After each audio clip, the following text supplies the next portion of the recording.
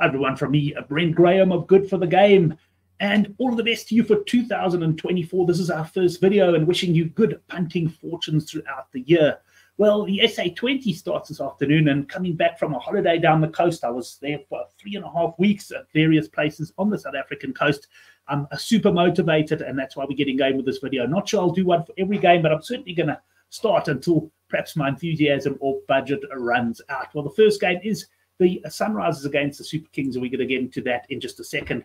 But just a reminder, if you do like your sports, if you like your betting, subscribe to our channel and hit a like on this video. It certainly helps our channel a lot. I can also tell you that the rugby live show, The Handicap, will be back this Thursday night at 9 o'clock. So make sure you join us then. Right, let's have a look at the outright betting for this tournament first. And I must tell you that last season when this tournament, or last year when this tournament was played for the first time, I wasn't that enthusiastic early on. But the more the tournament went on, the more excited I got, and full marks to the organisers for doing such a good job of promoting it. Right, here's the outright betting. We've got 4-1, 4 teams there, and 5-1 the other 2 teams. So very, very open at this stage as far as the betting goes. Some other markets of interest: top batsman, 50% there, the favourite at 6-1. I've got a bit of a leaning towards Aidan Markram at 8-1, although I would probably look for a bigger price. I think I did see some 10-1 available on him.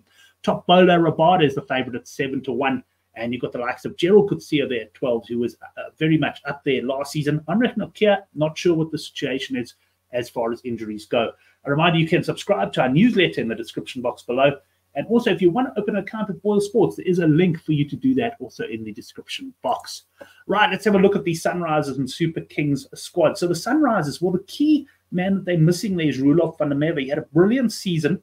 I'm not too sure of the reasoning why he's not there, or if there's any chance of him coming back in at a later stage, because he only joined a little bit late last season.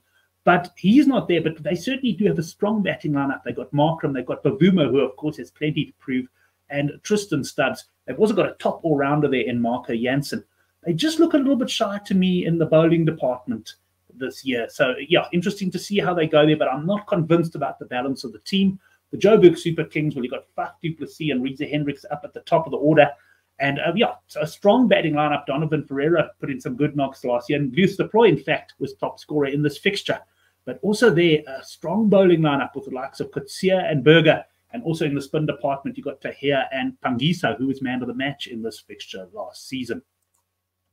Let's have a look at what happened last year. Well, the Capitals topped the table, with the Joburg Super Kings comfortably in second thanks to a strong finish. They won 4 of their last 5, with the other game being a no result. The Sunrisers Eastern Cape, they had some good performances in the middle of the season and managed to squeak in there, 3 teams finishing on 19 points, but they finished third.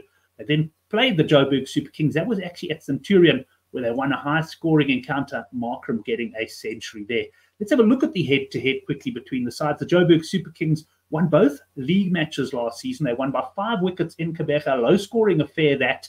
There we are. Luce Deploy, 47 not out of 40 balls, was really the hero as far as the batting goes. And Pagiso, he got man of the match with his 4 for 20. The Kings then hosted the Sunrisers Eastern Cape and scored 160 for 6 in their 20 and managed to defend that by 24 runs, a good 92 from Faf du Plessis. And interesting there, Markram amongst the wickets. If you're the type of guy who likes your performance markets where you get points for wickets and runs and stumpings and catches, well, Markram could be one to follow in this tournament. The big one, though, was the semi-final, which, as I say, the Sunrisers Eastern Cape won. Let's have a look at selected markets on this particular match. We've got the Sunrisers Eastern Cape 51-50. That's just above even money. And the Joburg Super Kings trading at 8-10. Now, there's definitely been, and I'm not talking big money here or big market shifts, because I don't think anyone knows really what to expect from any of these teams. But there's definitely been some money for the Joburg Super Kings. This market very much opened up at 9-10 the pair. And gradually the Joburg Super Kings have been clipped. I think this is about where it will start. Kings 8-10 and Sunrisers somewhere around the even money mark. If pushed for a bet, I would say the Super Kings. I do like the balance of the side, and I think they can win this game. In terms of head-to-head, this was a bet that was put on the Good for the Game forum, and I'll put a link down below in the description box to that if you want to see what other punters fancy.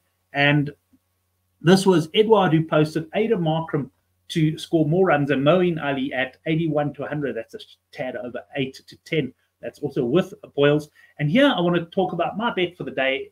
Top away team bowler. We see the spinners have a great record at St. George's Park, And Imran Tahir, well, this guy just keeps on rolling. I think he's close to my age, well, maybe about 10 years behind me. But anyway, he's 2-1 there, which I've seen shorter and I've seen bigger. But and this is where we'll get into the boosted bet. Boyles are giving me 7-2 on this one. Now, what I'm going to do on this, I'm going to put 100 Rand on every single one of my boosted fancies. If I preview every game, that'll be 33 games. It means I've got to get to 3,300 before we start making a profit. But anyway, I'm putting 100 Rand here on Imran Tahir. There's my bet down there to win 450. Obviously, less the stake, so it would be a 350 profit there. There are T's and C's that apply. You've got a 2K total bet limit, and obviously have a look at that. That includes your stake and return. But if you do want to have a look at this bet booster, there's a direct link to it in the description box below. Thanks, everyone, for watching this first video. Let me know who you think is going to win the first game. Also, if there are any markets you'd specifically like me to look at in these previews, just mention that in the description box, and I'm sure we'll get a chance to get to them all. Till the next preview. And by the way, we'll also probably be doing a WSB Met preview as well. We look forward to seeing you then.